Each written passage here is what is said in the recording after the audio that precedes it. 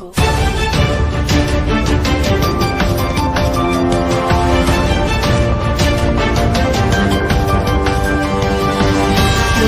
Se conmemora el 1 de diciembre el Día Internacional de la Lucha contra el SIDA.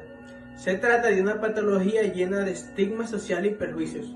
Hoy hablaremos un poco de ella, ya que nos acompaña el doctor e inmunólogo Carlos Bernal, en esta entrevista que hacemos en conmemoración por las personas que batallan día a día contra el SIDA. Bueno, primeramente muchas gracias por la invitación a su programa y le respondo sí. De hecho, en asociación con mis colegas hemos estado trabajando en esta campaña para la prevención o la lucha contra esta importante enfermedad, la cual hemos denominado el nombre de la campaña. Conocemos el problema ahora, pongámosle condón. Resulta que después de estar investigando en esta población colombiana, resulta que por cada 100 personas una tiene VIH. Esto es increíble teniendo en cuenta que es el objetivo planeado por la Organización de las Naciones Unidas por allá en el 2015, que planea que más o menos el 1% de la población tuviera VIH, fuera padeciente de VIH, y esto es excelente puesto que estamos cumpliendo los objetivos del milenio. Bueno, doctor, la pregunta que encabeza nuestra lista es: ¿tienen miedo a ser juzgados? Bueno, pues cada vez hay más información y de hecho gracias a las redes sociales se ha hecho bastantes luchas contra esto, pero siempre habrán personas que van contra la idea del homosexualismo, del SIDA, de todo, siempre habrán personas así. La siguiente pregunta es: ¿qué es el VIH y cuáles son los síntomas que ésta presenta? Bueno, esto quiere decir virus de inmunodeficiencia humana, y lo que esto hace básicamente es inhibir todos esos procesos de inmunidad, dejarnos totalmente expuestos a cualquier clase de infecciones, incluso de cáncer. La siguiente pregunta es: ¿cuál es el principio de infección o cómo nos infectamos con esta enfermedad? Bueno, pues esto básicamente toma su principio en aquellas debilidades o en aquello cansancio que el portador presenta. De hecho, hay que ver si todas esas vértigos de riesgo o cuáles son los riesgos más altos. Conocemos y sabemos todos que son estos pacientes que tienen relaciones sexuales sin necesidad de usar alguna clase de preservativo, y también están las maneras vaginales, que son las maneras indirectas, por decirlo así, que son aquellos pacientes que se infectan por agujas infectadas o por las madres que son portadoras del VIH, que al momento de parir en contacto con la placenta, al hacer contacto con la placenta, el niño se vuelve portador del virus. Es mucho mejor prevenir que combatir, y gracias a los fármacos y al constante cuidado que se le está dando a estos pacientes, esto se vuelve solamente una enfermedad crónica. De hecho, hay medicamentos que se llaman los PrEP que ayudan específicamente a esto, que es para prevenir el contagio después de las relaciones sexuales e incluso luego usar drogas inyectables. La siguiente pregunta es: ¿cómo se detecta el VIH o cómo saben los especialistas que una persona tiene VIH? Bueno, el VIH se detecta con una analítica orientativa que se toma una muestra de sangre en los laboratorios. ¿Cuál es la diferencia entre VIH y SIDA? Bueno, la verdad es que esto es un error que prevalece en muchos de nosotros. Resulta que el VIH y el SIDA no son lo mismo. El VIH, como dije anteriormente, solamente virus que lo que hace es inhibir los procesos inmunitarios. El SIDA es solamente la enfermedad.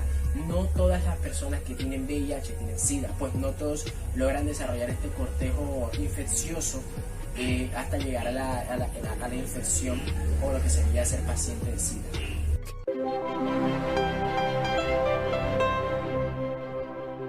El virus de inmunodeficiencia humana, VIH por sus siglas, es el virus que causa el SIDA.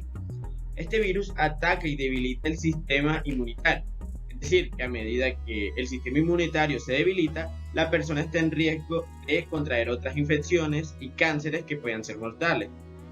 Esta enfermedad en sí no es mortal, sino lo que más causa muertes en esta es las enfermedades agregadas que puede tener a causa de que el sistema inmune no funciona correctamente. Morfología del VIH. Este virus cuenta con un ARN monocatenario, es decir, que tiene una cadena simple. Ahí es donde se aloja el material genético del virus. También cuenta con unas enzimas, que estas son proteínas que realizan varias funciones en el ciclo de vida del virus y en la replicación. Lo que rodea el ARN y las enzimas es la cápside, que esta es una superficie en el núcleo en forma de bala que contiene el ARN del virus y las enzimas del VIH. También tenemos la envoltura del virus, que esta es una superficie externa que rodea el virus. Y por último tenemos las glucoproteínas, que son espículas de proteínas incorporadas en la envoltura del virus, que lo ayudan en el ensamblaje en diferentes partes de su ciclo de vida. Ciclo de vida del VIH. Este virus, a lo largo de su vida, necesita 7 fases para poder lograr lo que es la replicación y reproducirse adentro de la célula. Primero, este virus pasa por la primera fase, que es la del enlace. En él se enlaza o se fija en los receptores de la superficie del linfocito CD4, como se puede observar en la imagen, que con sus espículas se enlaza a los receptores.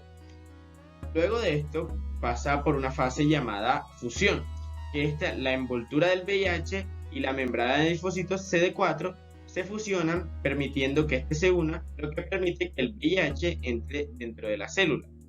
Luego de viene una fase muy importante, que es la fase de la transcripción inversa, que es donde el VIH utiliza una de sus enzimas más importantes, que es la transcriptasa inversa, en la cual esta enzima empieza a convertir el ARN viral del VIH en ADN.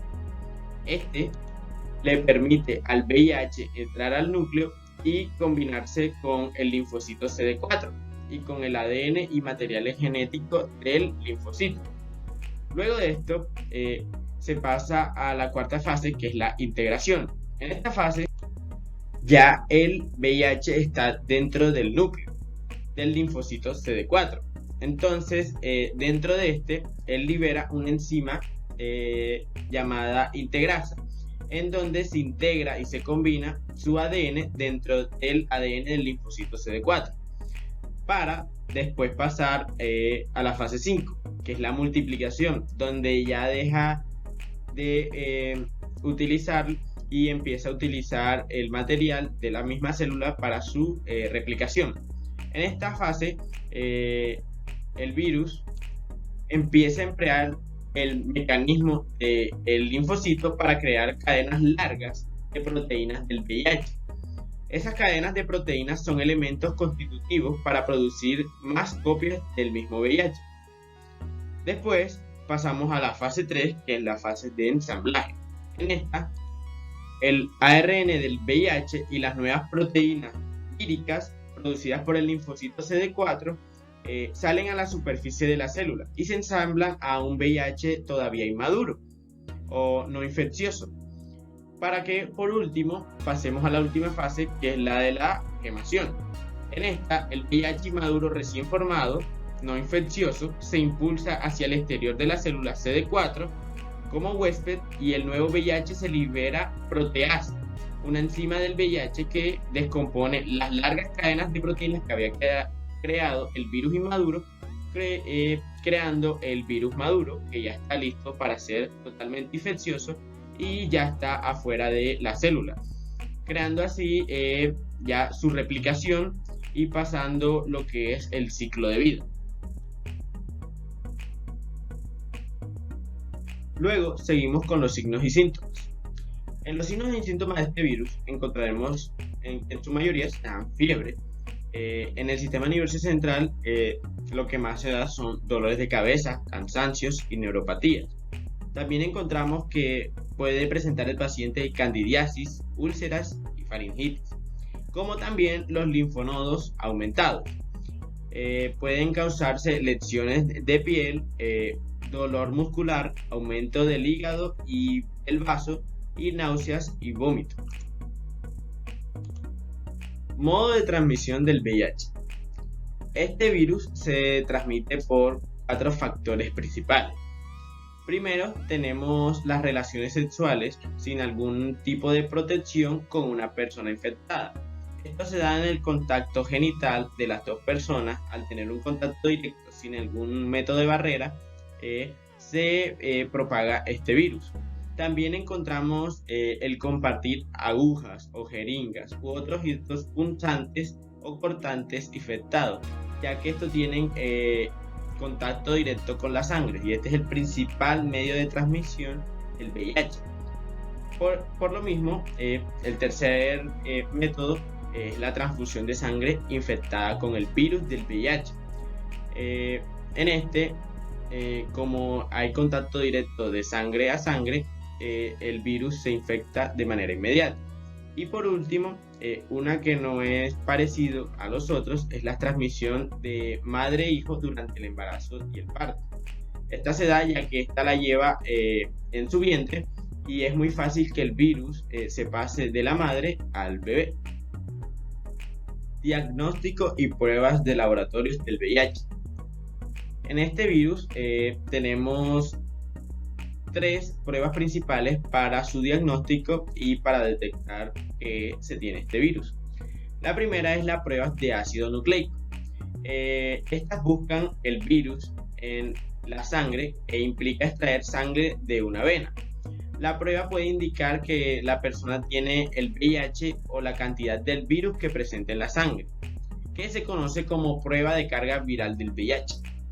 Luego tenemos las pruebas de antígenos y anticuerpos, que buscan tanto antígenos del VIH como los anticuerpos contra el virus. El sistema inmunitario produce anticuerpos cuando se expone al virus, como el del VIH, y los antígenos son sustancias extrañas del cuerpo que provocan la activación del sistema inmunitario. Es decir, que si el VIH pasó por tu organismo, dejaría anticuerpos y antígenos, y esta prueba lo que hace es buscar esos antígenos y anticuerpos para dar una pista si tienes o has tenido este virus. Por último, tenemos las pruebas de anticuerpos solo. Estas solo buscan los anticuerpos contra el VIH, que se encuentra en la sangre o en las secreciones bucales. En general, después de la infección, las pruebas de anticuerpos se hacen con la sangre extraída de una vena en la que se puede detectar el VIH antes que en las que se hacen con la de sangre de una punzación en el dedo o secreciones bucales. Es decir, que es más rápida y efectiva que las otras pruebas en métodos de rapidez. Tratamiento del VIH. Este virus en sí no tiene cura, sin embargo es controlable. El tratamiento más común es la terapia antirretroviral, que lo que hace es detener un poco los efectos adversos del virus, conteniéndolo y haciéndolo que no sea tan agresivo y abrasivo.